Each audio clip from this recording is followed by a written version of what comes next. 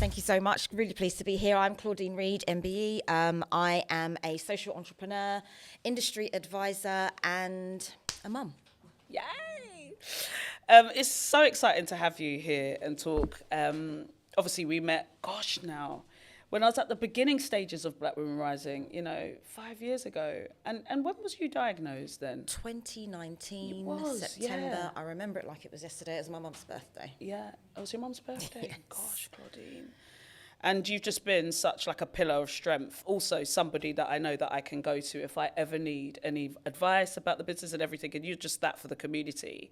But how did your diagnosis change your life? Because I know that was so life-changing for you in so many ways, Claudine. Yeah, I think it forced me to slow down and just stop, because I think I've heard many people say, I'm at my optimum in terms of health, I'm the smoothie lady, green smoothie, red smoothie, I eat well, I don't eat, so why is this happening to me? So it just forced me just to stop and take stock and just kind of manage all of the complexities of life, because at the same time I run a business. I've got a team of staff. Yeah. And you have structure and you have people who can take over after you, but actually it's my business and I want this to carry on whether I'm here or not. So it impacted my life in that it made me just stop and have a look at the important things. What's really important. I have a really incredible, supportive family network. My husband, my mum, my extended family.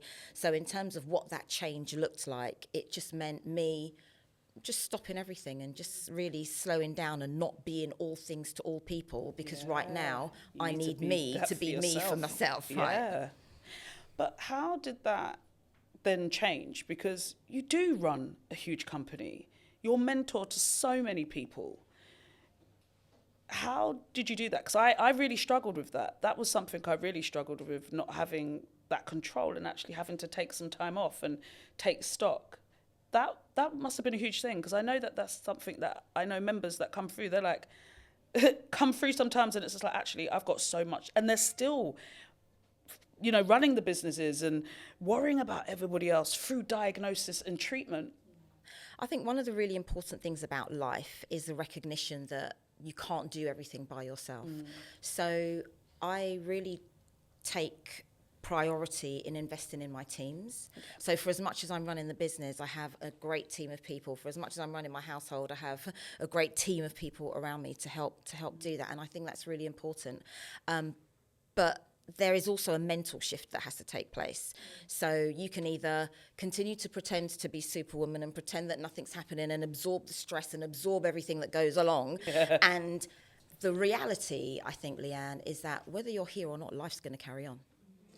So do you want to be here and have life carry on? And if that's the case, stop, take stock. I mean, I took 18 months away from my business. I took 18 months away because I realized that actually I was stressed. And I didn't know this. I didn't acknowledge this as stress, because if you had asked me back then, I was, no, that's not me. Actually, cancer forced me to recognize, actually, Claudine, there's some stress in your life. And if you go back before time, mentally you're not ready. Just stop, look after yourself, make yourself more of a priority than what you think you have done, and then everything else will happen in between. Because if you don't do that, if you're not here, life's still going to carry on without you. Exactly. And I think that was enough of a reality for me to say, you know what, let me just listen. Yeah. Do you know what? It's so funny that you say that, because that's been on my mind a lot lately, especially like experiencing, I think, a couple of friends pass away once again this year, one very recent. I just looked around and I had to be like, life just continues. It does. Whether you're here or not. And I think the challenge is seeing that. Right? Yeah. Somebody passes away and you think, oh my gosh, let's just sit in this moment. You've got bills to pay. What do you mean sit in this moment? Literally. Life, people still need you. So, you've got to carry on. You've got to carry on. But also, again, I think it comes back to a bit what Leanne was saying around like actually living your life for you. And I've really, really that's why I wanted you to come and talk, because I've actually just really taken stock from some of the incredible things you've been doing for yourself since your cancer diagnosis. So can we talk about just how you've just completely grabbed life afterwards?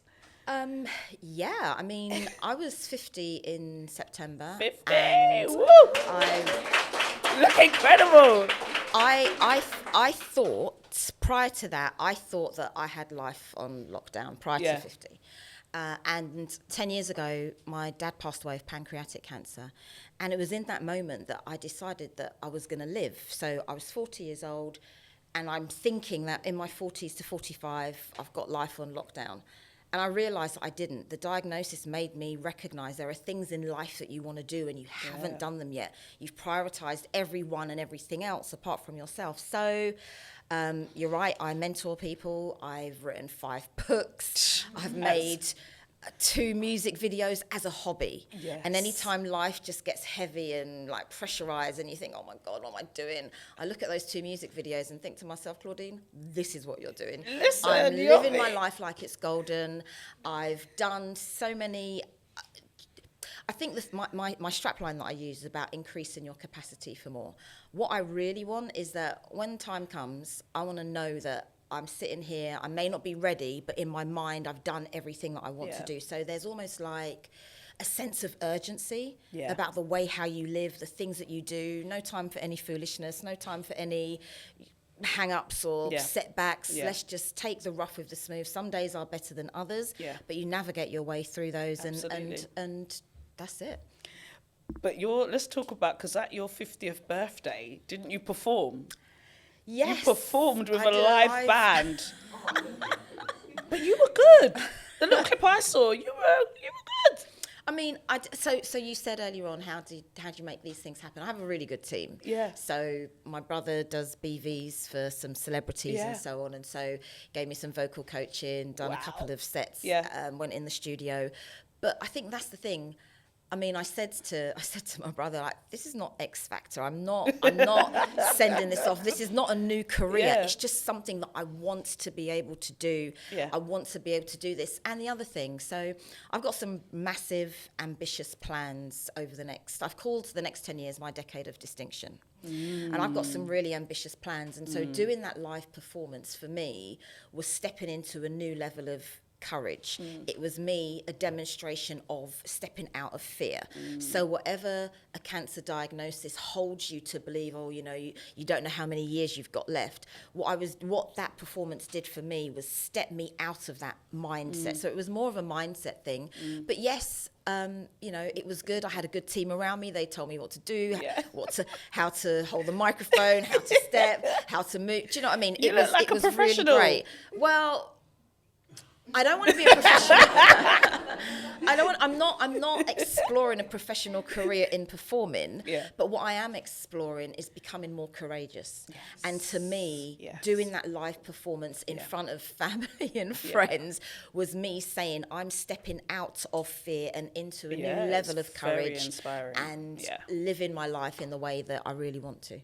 And I just think that that's really inspiring, because that's what it will do. When you see people coming out of their comfort zone and doing things, it makes you want to step into that, because there's something really freeing about that, right? Absolutely. I think one of the really important things, I run a business. I have a team of people. I'm working with major industry experts, and they said to me, you need more courage. And I'm like, yes, because there are different levels to life. There are different complexities, and it doesn't matter how well versed somebody is or what they've achieved or where they see themselves. You always need to. There's levels to this thing, and for me, that's what I really wanted to do. I just didn't want to be incarcerated in my mind about what having a cancer diagnosis and treatment meant. I don't want to be stuck in 2019. What I want to do is continue to evolve into a new version of who I am. Absolutely. One last question, because obviously we can't have you here as an expert and not ask you just a few practical things. I think one of the biggest things I think that I've learned from you was about getting my stuff in order. Like, what advice would you give to people who have had a cancer diagnosis? And I know you advise so many people about this stuff. Like, what practical advice would you give to people? I think the catalyst for this was seeing my dad. So I'm the eldest of my siblings, and that comes with its own set of responsibilities. So on a basic level, making sure you've got a will that's up to date. Yes. making sure you have a lasting power of attorney. If you have young children, making sure you have provisions for those. And that's a really hard thing to do, right? It's very hard. Especially if you have more than one child, right? Who looks after both children? And if you don't have a relationship, or if their father is not in or mother is not in the picture, how do you navigate those spaces? So having those deep conversations, sitting down with family members. And I think that was one of the things that really helped me to navigate this situation and navigate the diagnosis, was because I had the opportunity to sit with my family and tell them what I wanted from them. And I told them that I was going to change. I'm not going to be the same person anymore. Therefore, if I'm not the same person, you need to acknowledge that, but also know that I'm on my own journey, and whatever that means for you in terms of your emotions, your mental well-being, Claudine is not the same Claudine that she was yesterday. So just on a practical level. And then you also recognise there are some people who can no longer be in your space. 100%. There are some telephone calls that you can see their number and just say, I'm not available today. I just don't have the mental capacity for it. Because this is about your health. It's about your stress management, sleep, drink water, exercise, all of those practical things. But I think the most important thing is making sure your legalities are sorted, your will, your lasting power of attorney, and your finances. I could listen to you talk all day. Do you know why? Because you're just straight to the point, but straight to the point with love, you know, and it's the advice. You know, I've sat with you and you've like, I've got a meeting, but I'm sitting down and I'm like, they're writing in my notebook and stuff. And it's just like, actually, yes, like you just hit the nail on the head every time, and we need you, we need your voice, and we're so grateful. And I know sometimes it's like, actually, like we go through these journeys, I talk about it in it with the girls, like sometimes we go through these journeys after cancer and we're like, why is it? But then so much learning comes out of it, but also so much shared learning. Absolutely. You know, and I know that you, alongside so many others as well, just touch people's lives with all of this advice. So thank you so much for being that person. Thank you. Brilliant. Thank you very much. Thanks, Claudine.